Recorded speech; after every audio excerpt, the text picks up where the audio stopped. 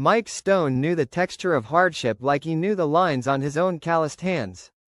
Growing up in the dusty outskirts of Oakhaven, his days weren't filled with toys or laughter, but with the gnawing ache of hunger and the constant worry etched on his mother's face.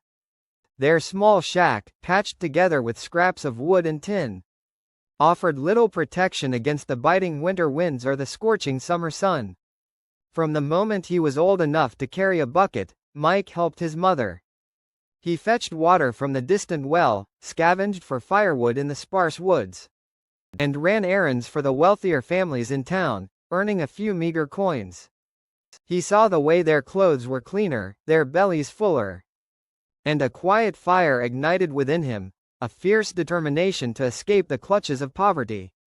School was a luxury they couldn't always afford. Days he couldn't attend, Mike would borrow tattered books from the kindly old librarian, Mrs.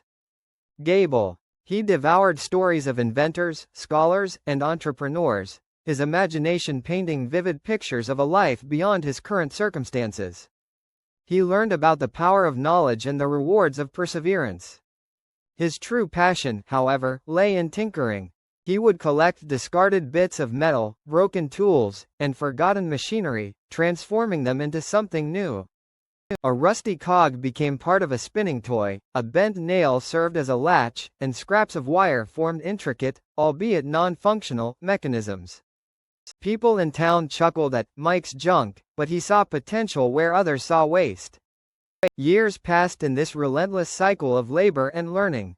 Mike grew taller, his frame lean but strong. He took on any odd job he could find, mending fences, clearing gardens, even helping the blacksmith pump the bellows. Every coin earned was carefully saved, not for frivolous desires, but for a dream he held close to his heart, to open his own small workshop. He continued to learn, not just from books, but from observing the skilled workers in Oakhaven. He watched the carpenter's precise movements, the mechanic's intuitive understanding of engines, and the tailor's meticulous stitching. He asked questions, often enduring impatient sighs, but he never stopped seeking knowledge. One day, a traveling merchant's cart broke down right outside their shack.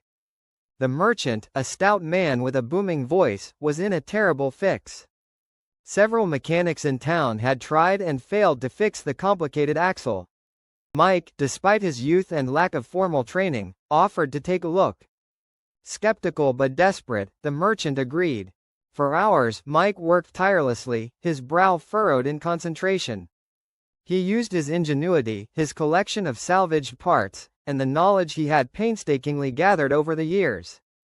Finally, with a clang and a satisfying click, the axle was mended. The merchant was astounded. He offered Mike a generous sum, far more money than Mike had ever held in his hands. This was more than just payment, it was validation. News of Mike's ingenuity spread through Oakhaven. Suddenly, people weren't laughing at his junk anymore. They were seeking his help. Farmers brought him broken plows, housewives presented malfunctioning sewing machines, and even the wealthy families sought his expertise in repairing intricate household gadgets. Mike's small savings grew steadily. He finally had enough to rent a tiny, dilapidated shed on the edge of town. With his own 2 hands, he cleaned it, repaired the leaky roof, and set up a makeshift workbench. Mike's Fix-It Shop was born. He worked tirelessly, often late into the night, his hammer ringing a steady rhythm in the quiet darkness.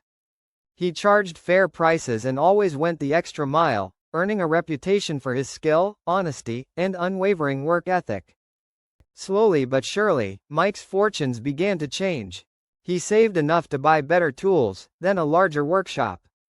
He even hired a young apprentice, a boy from a similar background, offering him the opportunity he himself had yearned for. Years later, Oakhaven boasted a thriving workshop owned by Mike Stone. It wasn't just a place for repairs, it was a hub of innovation. Mike, now a respected figure in the community, designed and built practical tools and machinery that made life easier for the townspeople. His inventions were even starting to gain recognition in neighboring towns. One sunny afternoon, Mike stood in his bustling workshop, the sound of hammering and whirring machinery a comforting symphony. He looked at his calloused hands, no longer a symbol of hardship, but a testament to his unwavering dedication. He thought back to the dusty shack, the gnawing hunger, and his mother's worried face. A quiet smile touched his lips. The journey had been long and arduous, paved with tireless effort and unwavering belief in himself. But Mike Stone, the poor boy from the outskirts of Oakhaven, had finally reaped the rewards of hard work.